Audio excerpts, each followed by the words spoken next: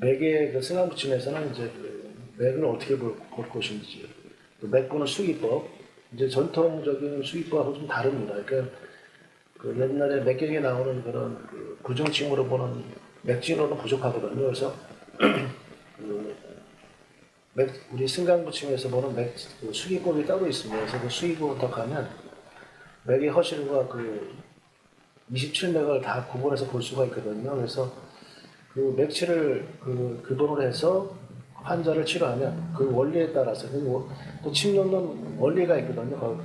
그 원리는 그 승강부침입니다. 승강부침의 원리가 이게 뭐냐면 여러분들이 이제 한의학 원론에 배우셨을 거예요. 승강 출입이라는 그 단어가 있는데 인체의 기기의 흐름, 그러니까 인체 기기의 네 가지 형식의 기기의 흐름이 있는데 그게 바로 승강 출입입니다. 승강 출입. 이 승강 출입은 뭐냐면 결국 경락의 움직임이에요. 경락의 움직임. 이제 승강이 있고 출입이 있는데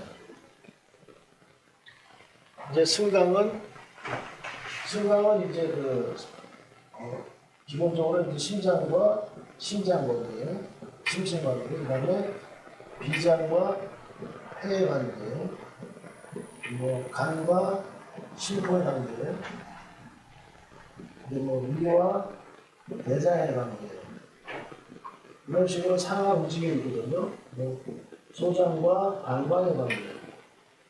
우리가 태양경도 소장경이 있고 방광경이 있지 않습니까? 그게 하나의 흐름이지만 승강의 관계거든요. 그래서 위대장이라는 데는 상초하고 담하고 상하로 되어 있으면서 흐름이 있거든요. 그래서 그것이 오르고 내려가면서 여러 가지 변화가 생기는데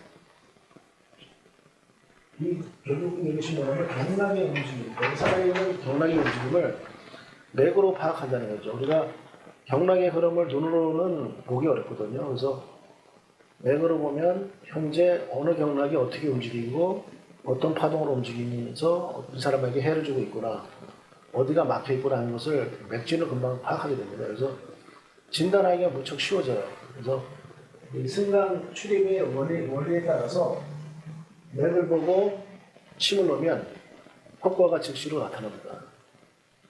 이제 침뿐만 아니라 약에 대해서 이제 약도 이제 승강 출입이 있는데 제가 저번 두 번 강의는 이제 맥에 대해서 치료하는 방법을 이제 설명을 드렸고 이번 시간에 이제 그 약에 대해서 좀 설명을 드리려고 해요. 약은 굉장히 브로드하기 때문에 그걸 다 커버할 수는 없고요. 그러니까 뭐 방제만 해도 숫자가 한 뭐 20만 가지가 넘는다 그래요. 그러니까 뭐 20만 가지 넘는 방제를 다 해결할 수는 없는 거고 핵심되는 원리. 약도 이제 승강 출입이 있고 승강 부침이 있는데 그 약의 승강 부침을 어떻게 우리가 파악하는지, 또 비경이 어떻게 되는지 이런 건 좀 잠깐 저희가 좀 생각을 해봐야 될 것 같아요. 왜냐면 책에 나오는 내용은 승강 출입이 없고요. 내용이 굉장히 설명이 안 되어 있습니다. 그리고 보사에 대한 개념도 굉장히 희미하게 되어 있어요. 약에 대한 보사. 여러분들이 그 환자한테 침을 놓을 때 보법을 쓸 때가 있고 사법을 쓸 때가 있잖아요. 근데 약이 과연 이 보하는 건지 사하는 건지 어느 경락을 사하는 건지 이런 내용은 정확하게 기재가 되어 있지가 않습니다.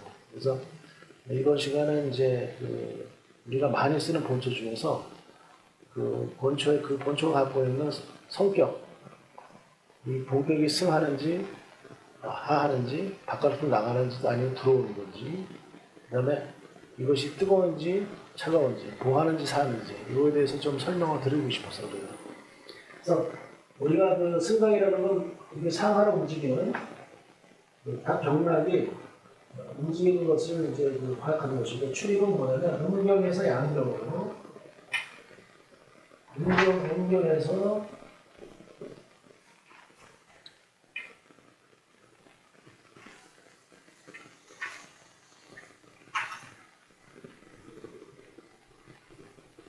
음경에서 양경으로 가는 그 있고, 또 양경에서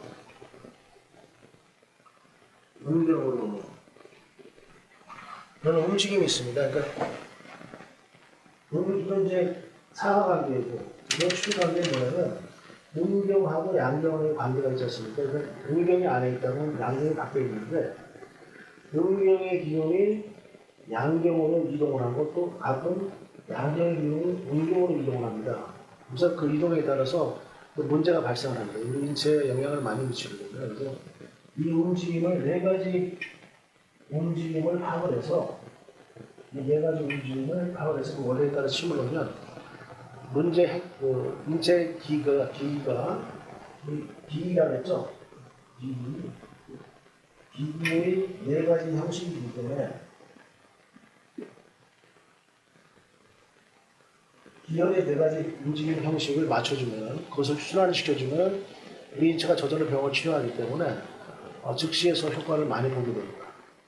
그것이 이제 침이든 약이든 이 운동 형식을 파악하고 거기에 맞게끔 치료를 하면 병이 낫는다는 원리거든요. 그래서 이 생강무침 맥주에서는 이제 그걸 중점으로 이제 강의를 하고 여러분에게 맥을 가르쳐 드리고 맥 짓는 법도 가르쳐 드리고 맥 보는 방법 그것부터 이제 가르쳐 드리고 그다음에 어떻게 이 승강무침에 따라 어떻게 혈자를 잡는지 그런 걸 다 알려드리고 또 약 또한 거기에 맞는 약을 이제 추천해서 어떤 약을 쓸 것인지 가르쳐 드리거든요. 그래서 조금 다릅니다. 그러니까 기존의 한의학과 틀린 건 아니에요. 같은 거지만 좀 더 깊숙이 들어가서 한 단계 더 한 발짝 더 들어가서 그 파악해서 그 문제를 해결해 준다는 것이죠. 그래서 처음에 들을 때 굉장히 생소하실 거예요. 근데 하지만 듣고 나면 무릎을 치는 분들이 많습니다.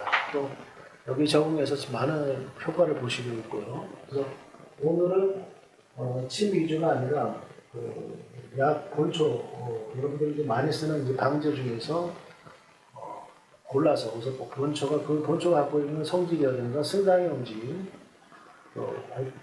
그 중요한 거에 대해서 좀 제가 말씀을 드리기도 합니다.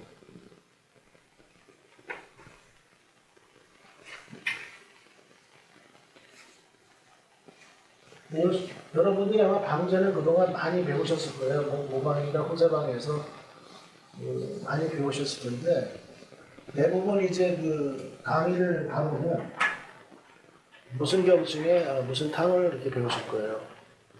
어디가 아프면 무슨 탕. 마치 이제 그 방향하편이 그런 식이죠. 우리가 무슨 증이 있으면 그쪽 페이지를 열면은 거기에 관련된 처방이 쭉 나오잖아요. 그죠?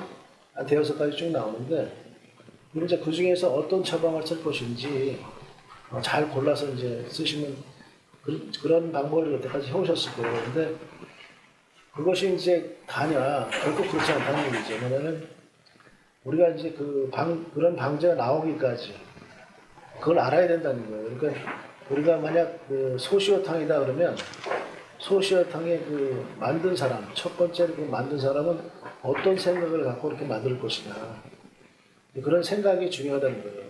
그러니까 우리가 이제 고방도 다 여러분들 강의를 많이 듣셨겠지만 그 조문하고 증상하고 매치시키는 게 바쁘세요. 그러니까 환자가 왔을 때 환자가 이런 증상이면 조문은 그 상한론의 금기의학에 이런 조문이 나오는데 그 조문이 짝이 맞느냐 안 맞느냐 보고 맞으면 쓰고 그런 식으로 해오거든요.